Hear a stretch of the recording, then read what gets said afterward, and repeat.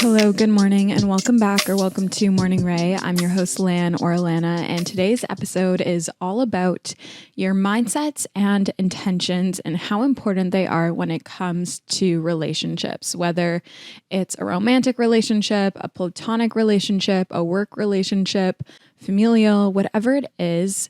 Your intentions and these mindset shifts are the key to building and forming the relationships that you want, you desire, you need, you crave. I think the minute I started to view myself and the way I interacted with others and the way I focused on building my relationships with other people in this way is when I finally started to feel that I was having friendships and relationships with those around me that lined up and matched what I was truly looking for. Like I finally felt like I had friends where I was in a healthy relationship with them, that we met each other where we wanted to be met and really fostered a healthy, stable relationship with one another. And also when it came to dating, I think embodying this mindset really allowed me to be able to find the type of person I was looking to build a relationship with, to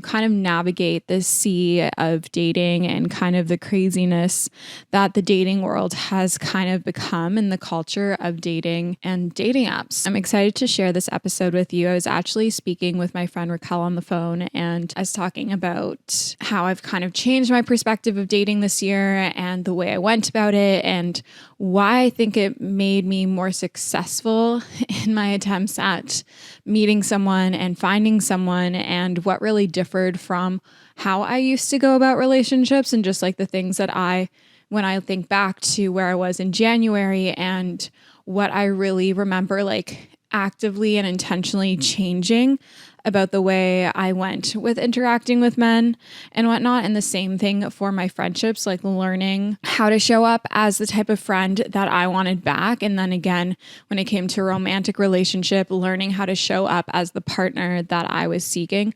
But we'll get all into that. Today is Saturday. Tomorrow I have High Rocks. I'm competing in my first High Rocks. I'm doing women's doubles here in Toronto. I am excited. I am nervous. I have quite a few people coming to watch me, which is a little bit intimidating, but it's fine. I'm doing it with my friend Jordan. I'm really excited for that. We're going tonight for dinner with our boyfriends to Carb Load, going to an Italian restaurant. So I'm really looking forward to that. I know I should be eating a bit more today, but honestly, this is my issue. When I get nervous and anxious about something, I don't have much of an appetite. So kind of counterintuitive, if you will, but nonetheless, excited for High Rocks, excited to update you guys with how that goes.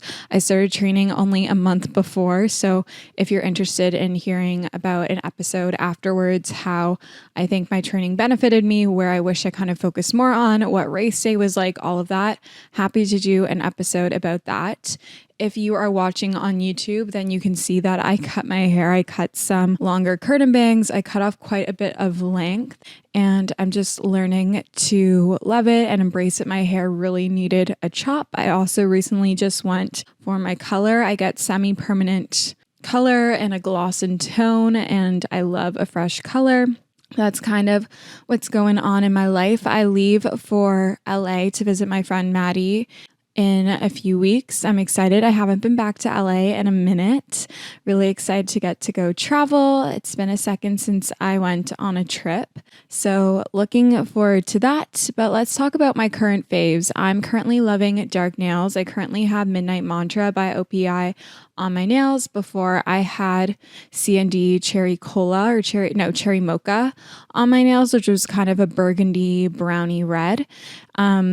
Really been loving running. I would say I didn't really love High Rocks training that much. Like you guys know, I don't really love HIIT training as much, or weights, although it is a fun challenge. But having to run again and getting to run again for High Rocks and having a purpose of running made me remember how much I really do love running when I didn't feel like it was a chore. So definitely want to try keep running up, even if it's once a week. Going on past this High Rocks, it's been fun, and my boyfriend and I have been going on runs. We did the Brita night run last week together, which was honestly so much fun. And afterwards, I said to him, I honestly think I could do a half marathon again if you were running beside me the whole time. I think what I struggled with a lot during my first half marathon and only half marathon was like the mental battle that it is. But I think if I were to have someone running alongside me the whole time, pacing me, or just like as a mental distraction and holding me accountable, that I could probably do it again. And same with the training, like having someone to train with as opposed to doing it alone all the time. I don't know if I'll do a half marathon again, but we'll see. I've also have been really loving boots and loafers over wearing sneakers all the time. I love a good white sneaker. I love a good dad shoe. You guys know this, but I really have been loving switching it up and investing in really nice pieces that are dressier. So I got a really nice pair of loafers from Zara. Honestly, Zara shoes are great and they're pretty affordable. I got a pair of loafers from Zara that look like the YSL ones. They're not real leather, but pretty good price. I think they were like $65 and they're really comfortable. They're not blistering. And I have loafers that are like real leather that are a different silhouette and they always blister my heels, even though I've had them for like 3 years now. I really have been loving slingbacks and boots and pointed shoes and just kind of broadening my horizons when it comes to shoes as opposed to just wearing sneakers all the time. So definitely have been loving that. Been focusing on kind of changing and elevating my style. I feel like being 26 now, my style has definitely changed. I dress a little bit more mature, a little bit more modestly. I love timeless, chic, classic items, not really into super trendy things. I love more of like a capsule wardrobe, if you will. I love items that I can dress up, dress down, really love a good fitting t-shirt, good fitting tank top, long sleeve, etc. So that's kind of where my head is at. But let's get into the whole concept of this episode. I think when it comes to our relationships, our friendships, whatever it is so important to take the time to set the intention or set an intention for the kind of relationship that you want with another person and then choose to lead with that, to not accept any behavior that doesn't match that, to not put time and energy into relationships with people that aren't matching what we are seeking just for the sake of having a friend or a partner or someone to do things with. And this can really be applicable in all sorts of relationships in your life, whether it's a friendship, a work relationship, family, work, whatever it is, romantic, doesn't matter what it is. But we're going to start off with friendships, then we'll go into relationships like romantic relationships. And then you can kind of apply this to any other sort of relationship. I feel like the friendships can kind of be applicable to your work relations or more professional relations. But I think the biggest thing, and I'm not going to say that any of what I'm going to say today is groundbreaking per se, but maybe it is a perspective you have never thought of before or a way you've never really heard things laid out for you before. Maybe it will give you that little light bulb aha moment or kind of change a perspective for you and your mindset around how you go about your friendships and your relationships and finding friends and finding partners and whatever it is. So the biggest thing for me is, when it comes to friendships, be the kind of friend that you want to have. If you want a friend that is so empathetic to you, shows you a lot of empathy when you're confiding in them, then you have to show empathy yourself with that person. If you want a friend that gives you the hard truth, even when you don't want to hear it, are you able to give it back to them? Honestly, focus on showing up for others the way that you would want them to show up for you. And in that way, you will attract people who meet you on the same page and meet you how you want to be met. And with that said, meet people where they're at. You cannot expect the person that is super hot and cold with you to be your ride or die, to be there for you in your time of need in every single waking moment of your life. That is your person that is there when they're there. It's great. You accept them for what they are, but you don't hold a grudge or any negative feeling towards them if they are not a super dependable person, because they have shown you that they're a very hot and cold person. That is their personality. You are not a priority per se in their life, and that is okay. We're not going to be on the same level with everyone, and just know where you stand with people and know where you stand with others. Know where you stand with people and know where people stand with you, and just learn to kind of accept it. Every friend that comes into your life isn't going to be a friend for every single thing. You know, you have friends for going out, you have friends for workouts, grabbing coffee once a quarter, friends that you see more consistently, friends that you FaceTime or talk to the phone on all the time. Maybe you have the friends that you confide in a bit more, can have those deeper, more meaningful, intellectual, thought-provoking conversations. You have those friends that are a bit more surface level that you see in passing. And then you may have one or two friends that are your ride or die that can be all of these things, but not every friend is going to be everything for you, just like you wouldn't be everything for someone else.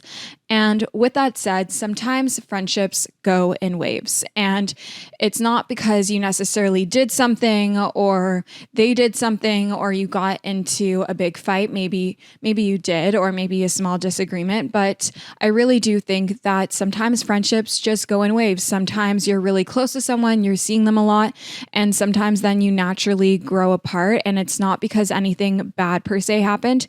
You might just have different priorities, different objectives, and our lives get busy, especially as we get older. Friendship is less about convenience and more about intention. Intention is intention is very much the theme of today's episode, but sometimes you're close with someone, you grow apart, you come back together. Sometimes it's an intentional break, sometimes it's an unintentional break, and that is okay. That is the wave of life, and I feel like as we get older, we kind of have seasons and chapters with our friends, and that's just the way that it is, and it doesn't have to be this whole thing. You don't have to have a whole big conversation. Sometimes you take space apart, whether it's intentional or not, and you could then come back together in a stronger, more better way.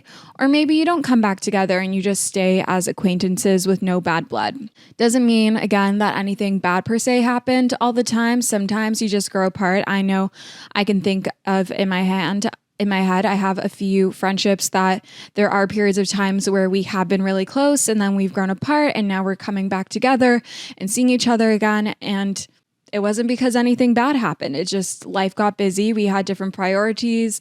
We were doing things with different people, and that's okay. And lastly, when it comes to communication, when it comes to friendships, what I wanted to also discuss about today is communication is key. Know how and when to communicate. Know what's worth bringing up and having a discussion about, when to let go of certain things. For example, if a friend that is hot and cold with you is being hot and cold, I don't really think there's going to be any benefit to having a conversation with them about it. Just meet them where they're at in that instance. But if a friend who you would consider to be your best friend and you know that they consider you to be their best friend has been hurting you and maybe you don't think that they're aware of that, have a conversation with them. Be like, hey, so-and-so, like, I know that maybe you didn't realize, but like saying stuff like that does really hurt me and upset me.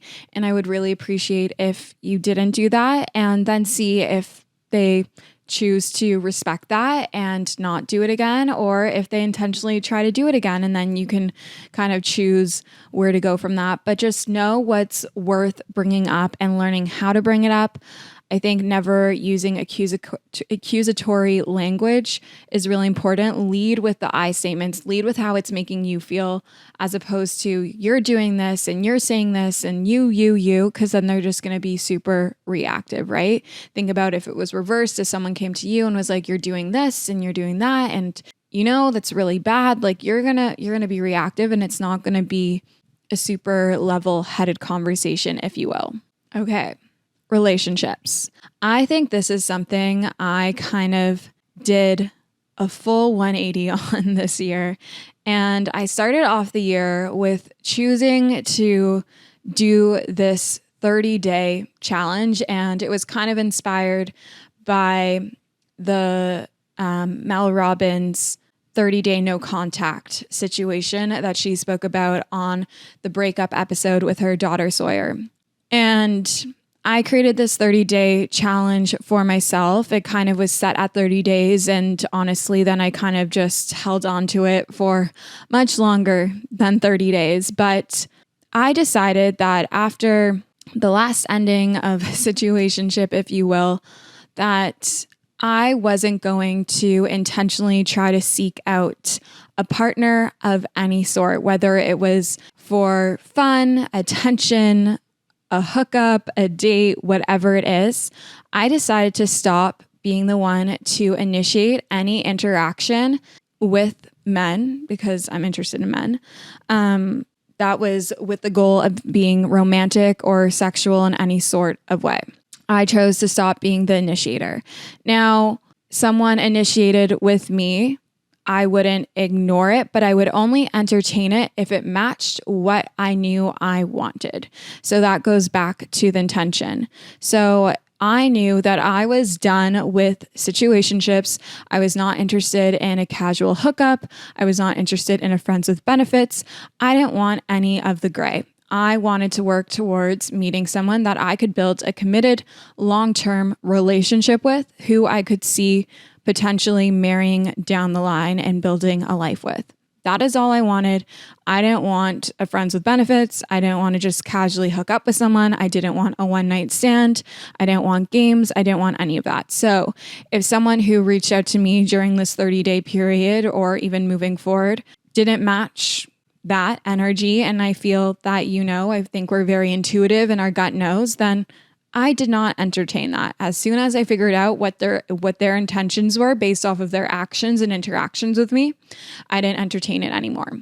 So basically for this challenge, specifically for girls, if you are listening, I know majority of our listener base is female, but you are the prize. Stop chasing, focus so much on yourself and building this fulfilling, purposeful life for yourself that you end up attracting your ideal partner. And don't do it with the intention of attracting a partner, but do it with the intention of building a fulfilling and purposeful life for yourself that your younger self would look up to, that your highest self would be so proud of, and they would be out doing, that sort of thing. But essentially this challenge is, to summarize, for 30 days, don't initiate or reach out to men with the intention of dating, hooking up, flirting, whatever it is, having a pen pal. If someone interacts with you, only entertain it if their energy matches that of what you are wanting. Stop trying to seek out male validation. Instead, put that energy into rebuilding yourself and your life. Focus in on your daily and weekly habits, your friendships, your family, career, health. Prioritize you. Be selfish. Focus on building a fulfilling life outside of men, sex, and love. And I know that's pretty blunt, but I promise you, and I know we hear this all the time, but the minute you stop focusing so much on men and love and dating, the more fulfilled you will have. And I think you will actually naturally attract better prospects to kind of fill that bucket in your life. But really focus your energy on doing things that move the needle forward to where and who you want to be. Stop entertaining quick fixes, quick boosts.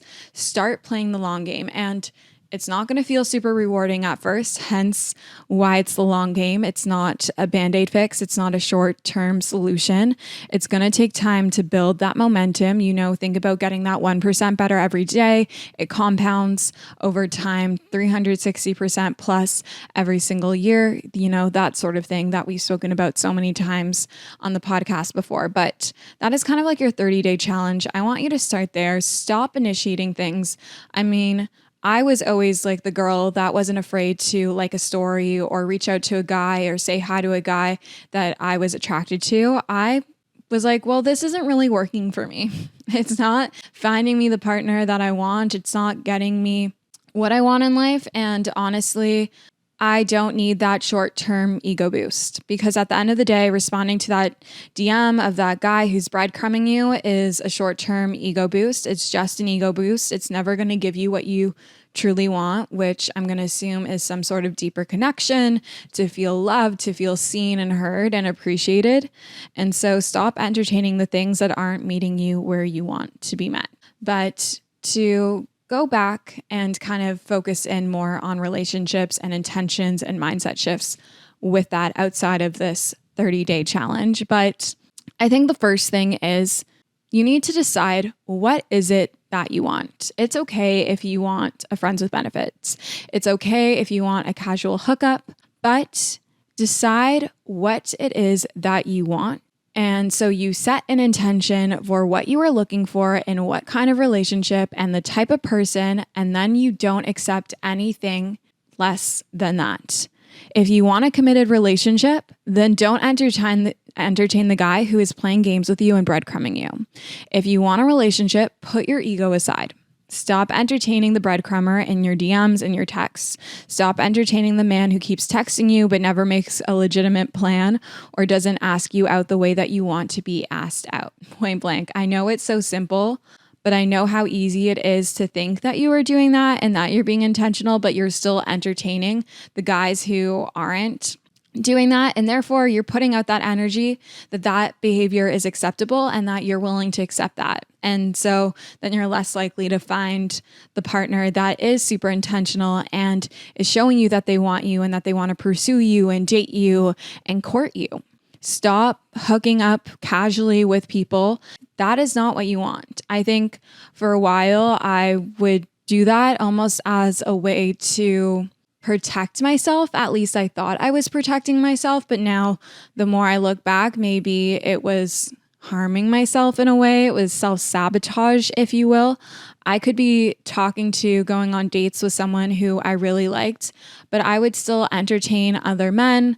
I wouldn't be committed to that person if I wanted commitment. And I really started to realize that, and we'll talk about this a little bit more and a little bit deeper, but I think the way in which I was dating before was maybe prohibiting me from finding a relationship that I wanted. But I do think I had to go through that in order to learn what I did want and to come to this realization.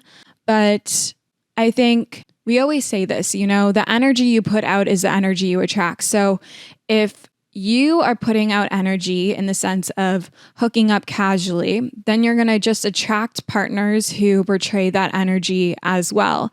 As opposed to if you are dating intentionally and only wanting commitment, then you are likely only going to accept that. Okay, I'm not really sure at which point in my recording that the video cut off, but it was around like a minute. There might be a minute where there's no video, or I'll edit it in a way that it's perfect. So we'll see. But anyways, that was a little bit of a heart drop moment. I don't know. I had like this realization, I think end of 2024 into the new year, that I was kind of done participating in this hookup culture. And, I think there's a time and place, but I was really just over it. And I knew deep down that it is not what I wanted, but I started to partake in it because I thought that was the only way to get what I was looking for. But I think I was so wrong, and I pretty much went celibate, if you will. And I know this is quite vulnerable to discuss on the internet, but I do believe that this podcast is a safe space. And I also want to discuss this for anyone who is listening, who is in their 20s and maybe they've had similar struggles in terms of dating as I have and are looking for similar things or wanting similar things. But I decided to go pretty much celibate, and it wasn't that I never kissed a guy after that moment, but I didn't want to sleep with anyone anymore until I knew that I was being met in the way that I wanted to be met, and that I felt like I could actually trust a person with my heart, per se, as much as you can know early on into the stages of meeting someone. And, I think it was really eye-opening to me. I don't know if that's kind of like religious or spiritual or whatever it is, but I personally chose that I wasn't going to really do anything with any guys anymore unless I felt that they were worth it. And unless I decided that they were worth it. And I think I went until, I don't know if this is too much to be sharing on the internet, but I pretty much went until I met my now boyfriend without conducting old behaviors. And I think that kind of goes under the mindset of old ways won't open new doors. And if you want different, then you have to act different, and new old habits won't result in different actions or outcomes. So I really decided to embody that in my love life and in my dating life and in my relationships. And I feel like I really embodied that when it came to health and wellness and when it came to my career. And I definitely started doing that a bit sooner with my friendships. But I think it took me a while, 26 years, if you will, to figure that out when it came to my romantic relationships. And if I can help you figure it out a little bit sooner, maybe you're younger than me, or maybe we're the same age, or maybe you're older than me. I don't know, but it's never too late to change your ways, and it is possible. And maybe choosing to change the way in which you move and date, even though it's different than what you did in the past. And maybe it's different than all the dating advice that you're seeing online. Like, I know a lot of people talk about having rosters and not putting sex on this pedestal, or, you know, dating multiple people at the same time, talking to multiple people. I think it has a time and a place. And you know, I think it worked for me maybe at one point. And I think having a roster when dating when I was in my early 20s really helped me get to know the type of people that I wanted to date and who I didn't want to date and who I would want as a partner and who I wouldn't want as a partner a little bit faster, because I was seeing more people at the same time, you know, just going on dates, not necessarily anything beyond that. But I do think that maybe if how you have been dating hasn't been resulting in an outcome that you want, then maybe it's time to do a little bit of reflection and to maybe change the way in which you date. And with that, I think it's really important to also make sure that when you're choosing to date, and if you're searching for a certain type of partner, that you embody the characteristics that you are seeking in a partner. And you're probably wondering, like, okay, what do you mean by that? Or maybe you know already, but you need to acquire and hold the character traits that you are seeking in a partner in order to be able to attract a partner who has those traits. So if you want someone who is super communicative with you, then ask yourself, are you communicative? Are you able to speak up when something bothers you and to effectively communicate without shutting down, starting an argument, raising your voice, crying, whatever it is? If you want someone who is driven and career focused with goals, is that you? Do you have goals for yourself that you are actively working towards, you know? If you want someone who prioritizes their health and lives an active, healthy lifestyle, is that something you prioritize? Is that something you can confidently say is a part of who you are and what your habits portray? If you want someone who is family oriented, do you prioritize seeing your family and loved ones, maintaining healthy relationships with them? How often are you seeing them? How often are you talking to them? How involved are you still with your parents, your siblings, maybe their partners, maybe their children, your nieces, your nephews, your cousins, whoever it is? You can't expect someone who has all these character traits to want to be with you and attracted to you if you don't have them yourself, right? Because if you are this highly ambitious, high value woman, you're not going to want to be with a bum, a slum of a man, right? That's not attractive to you. The character traits that they portray are not attractive to you. So if the role is reversed, if a high value man is out here and they're very career focused and driven and care a lot about their health and they're very family oriented, they're most likely going to want a woman that has majority, if not all, of those traits as well, or at least mirrors a lot of them, you know? You are what you attract. So if you are seeking a high value partner, then you have to work towards becoming a high value partner yourself, right?